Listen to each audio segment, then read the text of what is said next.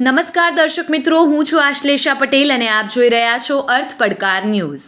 આણંદ જિલ્લાના આંકલાવ તાલુકાના નવખલ ગામની 6 વર્ષની ભોગ બનનાર દીકરીની તારીખ 30/8/2025ના રોજ સાંજના 4 કલાકે અપહરણની ઘટના બની। સમગ્ર ચરોતર પંથકમાં આ ઘટનાથી ચકચાર મચી ગયો હતો। ગામના સ્થાનિક લોકોનું કહેવું છે કે આ ભોગ બનનાર દીકરીની તાંત્રિક વિધિ કરી બલિ ચઢાવી દેવામાં આવી છે।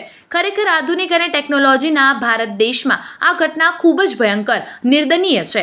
4 દિવસ પછી ભોગ બનનાર દીકરીનો મૃતદેહ મળ્યો અને સમગ્ર ગુજરાત અને દેશભરમાં આ ઘટનાથી વ્યથિત છે અને ગુજરાત રાજ્ય આ ઘટનાથી હચમચી ગયેલો છે।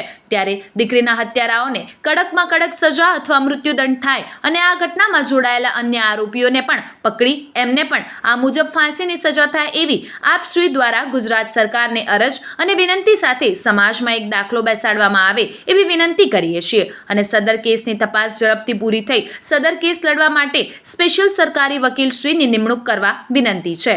આવા જ અવનવા સમાચારો માટે જોતા રહો અર્થ પડકાર ન્યૂઝ।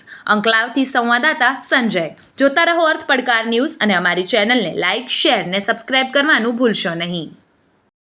આજનો પ્રોગ્રામ એટલા માટે હતો કે તુલસી દીકરીને ન્યાય મળે અને જે પણ આરોપીઓ છે અને વધુમાં વધુ આરોપીઓ કદાચ આની અંદર સામેલ હોય તો બધા જ આરોપીને સજા થાય, એટલે કે ફાંસી આપે ત્યારે જ તુલસી દીકરીને ન્યાય મળશે, બાકી ત્યાર વગર ન્યાય મળવાનો નથી। આની અંદર જે પણ આરોપીઓ સંકળાયેલા હોય અને તુલસી દીકરીને ન્યાય માટે, એટલે કે ન્યાય ત્યારે જ મળશે જ્યારે રિપોર્ટ આવે અને સાચી માહિતી અમારા સુધી પહોંચે અને આરોપીઓને કડકમાં કડક સજા થાય, એ માટે અમે આજે આ આવેદનપત્ર આપવામાં આવ્યું છે।